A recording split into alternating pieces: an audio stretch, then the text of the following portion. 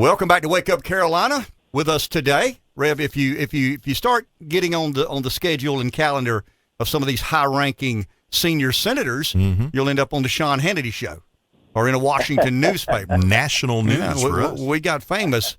Senator Graham, good morning. How are you? Good morning. Well, the difference between them and your show is that people listening can vote for me. But I'm glad to be on your show. There you go. And you are as aware of that as anybody. I tell people around. You can't forget where you're raised. There you go. And you've always done a good job of that. We talked a lot last time you were on the show about your role as Senate Judiciary Chair. I want to shift gears, if I've got permission, and talk a little bit about the recent Democrat debate. And I want to frame it and phrase it in a way that I think you'll have an interesting opinion.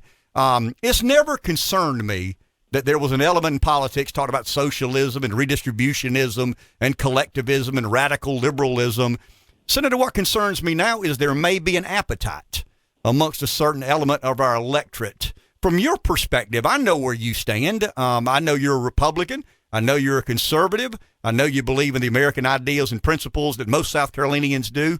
But there are some places out there that don't share our sentiment. When you hear what I consider to be radical policies and pronouncements on the left, what happened to America to allow for there to be somewhat of an appetite for these things that you and I would consider dangerous to America?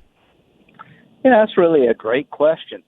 I think conservatives have to figure out what is the attraction of Bernie Sanders to young people. He is one of the most popular politicians for young people from 18 to 35. You know the old joke, Ken, when you're young, if you're not liberal, you don't have no heart. And once you get older, if you're liberal, you don't have a brain. So I can understand it a bit. But healthcare has now become an entitlement issue to a lot of folks. I want people to be covered.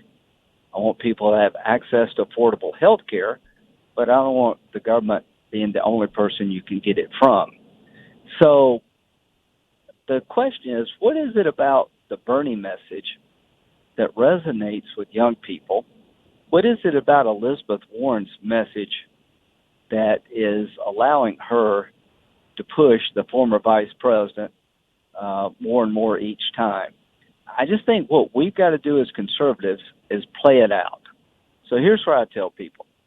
If your health care is free and your college is free and nobody's got any student debt anymore, who pays for it? And how do you get a job when the tax rates are at 70 and 80% on upper income people? So what I try to do is get people to think, if it sounds too good to be true, it probably is. Senator, from that perspective, we talked a little bit last week. You gave me a little credit. I'll give you a lot of credit. I think you better than most understand that politics is the art of addition. The more voters, the bigger the tent, right. The more likely it is for us to win elections. 100% of nothing is nothing. And if I can get you to agree with 75 or 80, and I'm regurgitating things that I know you believe in. Well, that's Ronald Reagan. That was the Ronald Reagan view, right? But Senator, there's a mindset amongst a lot of moderate voters that believe that's not who we are. Have we not done a good job as a party, as leadership of a party, in messaging, once again, to the younger people, to the minorities, that will be essential into us maintaining our relevancy in future political elections? I get asked that a lot, and it's a really good question. Here's my response. If you're an average person, just working during the day, turn on the TV at night, every now and then listen to the radio, pick up the paper, there's no other conclusion you can come to other than the Republican Party hates people, wants to, be cruel. The narrative about us in the mainstream media is just over the top, consistently bad. And how have we been able to survive? Because I think our policies work. The best thing going for us is if you had 8 years of Barack Obama. And here's the question, Ken. How could there be a Donald Trump if people were pleased with where the country was going under Barack Obama? So the good news for President Trump is that in 2020, he can say, listen, if you feel like you got more job opportunities today than you did 4 years ago, you're right. If you're in the military and you feel like you got a commander-in-chief who's got your back, you're right. Here's what I think levels all this out. There's a constant attack on Trump. From the Weather Channel, you name it. This guy can do nothing right. He's the root of all evil. Most people are beginning to shut that out, and they're going to judge him and me by what we do for their family and for their business, and what kind of country we're passing on to their children. This is why he's going to win.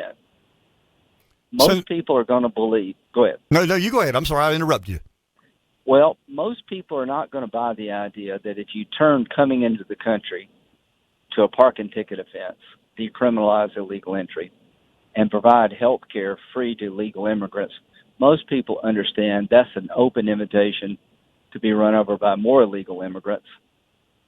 If you have health care in the private sector, Bernie Sanders and Elizabeth Warren take your health care that you have at work away from you and put you into a government system where nobody really cares much about what you think.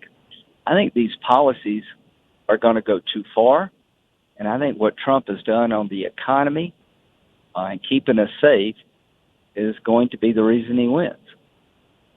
My last question, I guess, issue that I'd like to address with you. Once again, thank you for your time. We have a mutual friend and former Governor Mark Sanford. Mark has decided, and it's America is what America is, and everybody's entitled to pursue whatever opportunities they think are worthwhile. I've got a theory, want to get yours. I think there's something a bit un-American about a person running for president not being allowed to vote for themselves. The leadership of the South Carolina Republican Party, it appears, has chosen to discontinue and not hold a Republican presidential primary. Dr. Neil Thigpen was on our show last week, and he's one of the founding fathers of the South Carolina Republican Party, along with Roger Milliken and some others. From your perspective, is it smart? Is it sound strategy? Does it make sense? Is it in the best interest of Trump and the voters of South Carolina? Because I know where your loyalties lie. You are a senior senator from our great state. Yeah. So from your perspective, explain or unwind that dynamic the way you see it. Sure. Let's unpack that a little bit. Two competing theories here.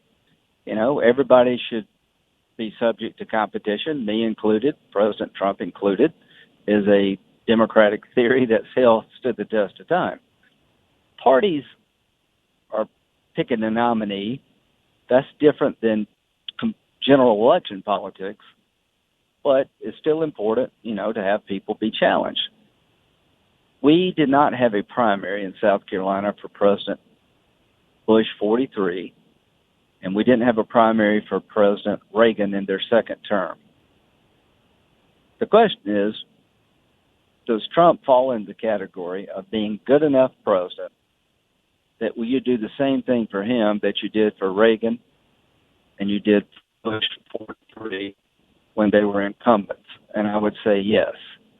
So there's a history here that if you have a Republican incumbent president, there's widespread satisfaction. South Carolina has avoided the primary process so that we can get behind the incumbent Republican president. As to Mark is talking about the debt. That's great. The only way you'll solve the debt is by partisanship to deal with Medicare and Social Security. I ran for president. Trump beat me soundly. Mark may do better than I did and wouldn't take a whole lot. But let's just be honest with ourselves. President Trump, from a conservative point of view, has delivered. If you believe in cutting taxes, we have. If you believe in a strong military, it's the strongest since Reagan. If you believe in having your Second Amendment rights protected, you will. There's never been a better pro-life president in my life. If you believe in a strong Israel, we moved the capital. We've given the goal line to Israel or recognized it as part of Israel. And if you believe in conservative judges, we just confirmed the 150th judge Thursday, an historic record for the United States Senate. So when you back away from all the chatter and all the tweeting, President Trump, I think, is in the category of President Reagan and Bush as a incumbent Republican and probably has earned the right not to be challenged. Interesting. Last question. I'm going to do my best Chuck Todd imitation. Chuck asks questions of which he knows he's not going to get an answer to. I am of the opinion that we are in the middle of a political reset. I don't think this is a blip on the radar. Could be wrong, I've got a degree in redneck intellect from Hannah-Pamplico High School, so take that for what it's worth. But I do believe that there are a few people who understand clearly what happened to the Republican Party, what happened to the electorate, what happened to the voting system in America. And I include and consider you to be one of the few people who really understands and has done a better job than most of dealing with this phenomenon that some like, some don't, Donald Trump. My question is post-Trump, what does the political orbit look like? Is there any interest you have at all? And here's the Chuck Todd question now. Yeah. Is there any answer you have in considering another run for president? Because I do believe, and I mean this sincerely, Senator, I think you are one of the few people who have a finger on the pulse of not just the Republican Party, but the body politic post-Donald Trump, whether that's 1 year from now or 5 years from now. One, thank you for the compliment. And, sometimes I'm in favor, sometimes I'm not. I'm always trying to find a way to represent the state, solve problems, but actually grow the party. I know I can say things that keep this job for 100 years, but I would like to be able to fix a broken immigration system in a fashion that would allow us to not have 11 million people 20 years from now, do better with Hispanics, try to grow the party with young people. And here's what I would say post-Trump.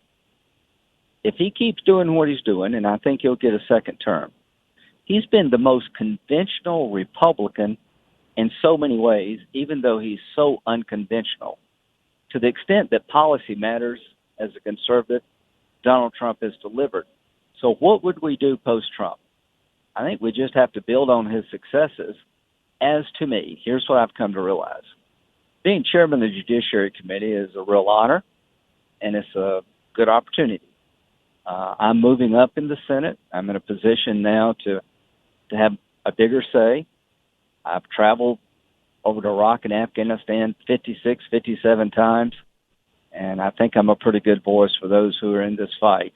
I am very happy and pleased to be the senator from South Carolina, and we've got a lot of people younger than me that are coming along in the Republican Party. So I don't seek the presidency. I've had my shot at that, but I do want to stay relevant in terms of the future of the party. I want to try to push the party to grow.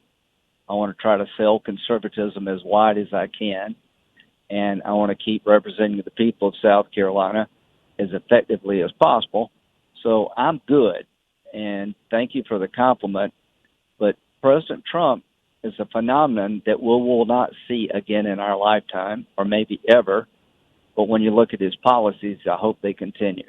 Senator, we appreciate your time. Safe travels to you. And Thank you. Can I say go Gamecocks and go Tigers? Yeah, absolutely. Fair enough. It's going to be tough, but the Gamecocks are going to show up and give it our best. Thank you, Senator. Take care.